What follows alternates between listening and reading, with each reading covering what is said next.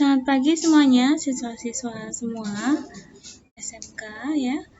Kita akan belajar tentang administrasi pajak ini untuk kelas 11 ya. Nah, hari ini kita akan belajar tentang tata cara permohonan pengukuhan PKP. PKP ini adalah pengusaha kena pajak.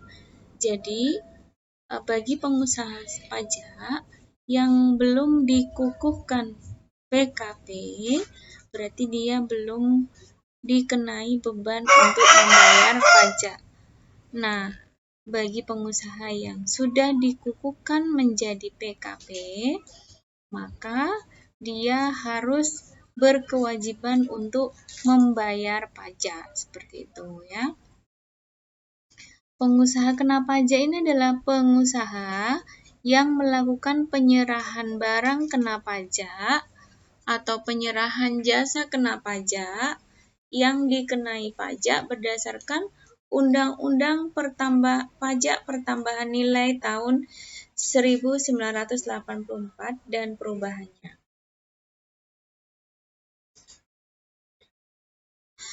PKP ini merupakan istilah dalam pajak pertambahan nilai atau PPN ya.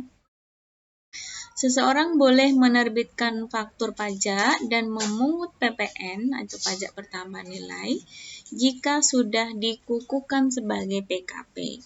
Nah, kalau belum dikukuhkan sebagai PKP berarti belum boleh menerbitkan faktur pajak.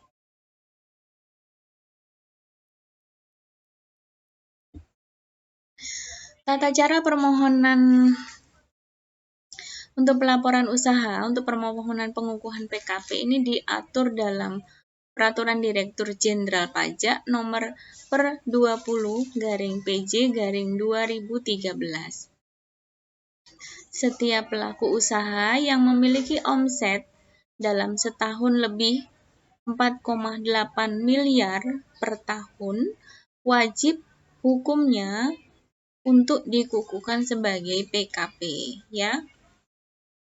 Omset ini adalah pendapatan ya, jumlah pendapatan kalau di atas lebih dari 4,8 miliar wajib hukumnya untuk dikukuhkan sebagai PKP.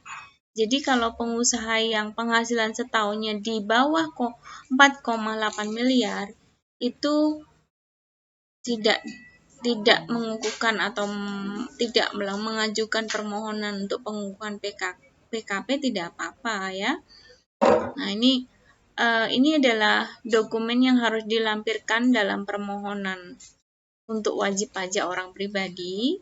Nah, yang harus dilampirkan adalah fotokopi KTP bagi WNI, fotokopi paspor, fotokopi kartu izin tinggal atau kartu izin tetap bagi warga asing yang dilegalisasi oleh pejabat yang berwenang. Kemudian dokumen izin kegiatan usaha yang diterbitkan oleh instansi yang berwenang. Kemudian surat keterangan tempat kegiatan usaha atau pekerjaan bebas dari pejabat pemerintah daerah, sekurang-kurangnya lurah atau kepala desa. Dokumen yang harus dilampirkan dalam permohonan untuk wajib pajak badan, ini kalau yang pribadi ya, kalau ini untuk wajib pajak badan, itu dokumen yang harus dilampirkan adalah fotokopi akta pendirian atau dokumen pendirian dan perubahan bagi wajib pajak badan dalam negeri, atau surat keterangan penunjukan dari kantor pusat bagi bentuk usaha tetap yang dilegalisasi oleh pejabat yang berwenang.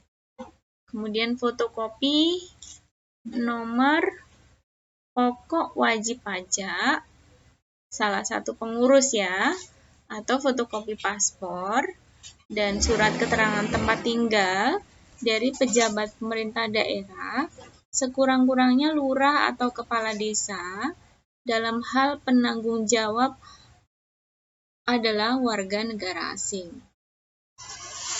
Dokumen izin usaha atau kegiatan yang diterbitkan oleh instansi yang berwenang ya, dan surat keterangan tempat kegiatan usaha dari pejabat pemerintah daerah, sekurang-kurangnya dari lurah atau kepala desa.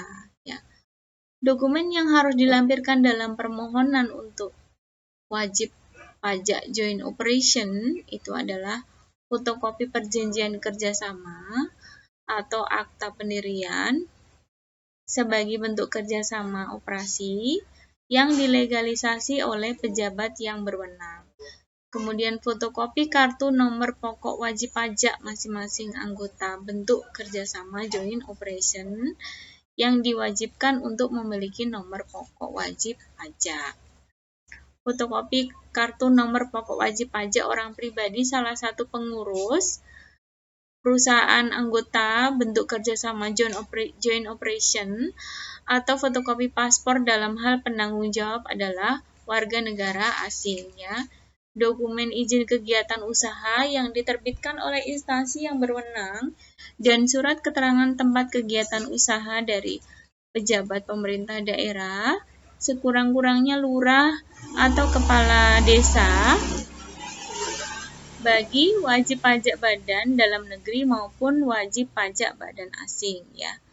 Setiap permohonan PKP yang akan dilakukan pemeriksaan lapangan ya, petugas akan datang ke tempat wajib pajak yang ditentukan. Kemudian meminta informasi dan mengambil gambar ya. Nah, ini adalah prosedur standar yang harus dilakukan oleh petugas pemeriksa lapangan ya. Dalam hal alamat yang terdaftar berupa virtual office, sebaiknya ini buat janji dulu dengan petugas. Misalnya meminta datang ke alamat yang sebenarnya ya, biasanya ini berupa rumah atau workshop. Dengan demikian, alamat yang akan diverifikasi oleh pemeriksa lapangan adalah alamat yang sebenarnya, bukan virtual office ya. Nah, jika permohonan telah memenuhi persyaratan yang telah ditetapkan, maka kantor pajak akan menerbitkan surat pengukuhan pengusaha kena pajak dalam jangka waktu 5 hari. Jika dalam jangka waktu 5 hari kerja, belum ada jawaban dari kantor pajak, sebaiknya tanyakan langsung supaya ada kepastian. Permohonan pengukuhan PKP dapat juga dilakukan melalui online di laman ini ya, pajak.go.id. Persyaratan dokumen yang harus disampaikan sama seperti manual ya. Hanya saja dokumennya dalam bentuk digital, yaitu dengan mengupload dokumen tersebut ya. Setelah mendapatkan surat pengukuhan pengusaha kena pajak, PKP tidak dapat langsung membuat faktur pajak karena sekarang faktur pajak dibuat dalam bentuk elektronik. PKP harus mengajukan sertifikat digital kepada kantor pajak. Setelah itu minta nomor faktur pajak elektronik. Jika keduanya sudah didapat, baru dapat menerbitkan faktur pajak elektronik. Nah, inilah tata cara untuk pengukuhan pengusaha kena pajak ya. Demikian video ini, semoga bermanfaat ya. Sampai di sini, sampai jumpa di video berikutnya. Selamat pagi, assalamualaikum warahmatullahi wabarakatuh.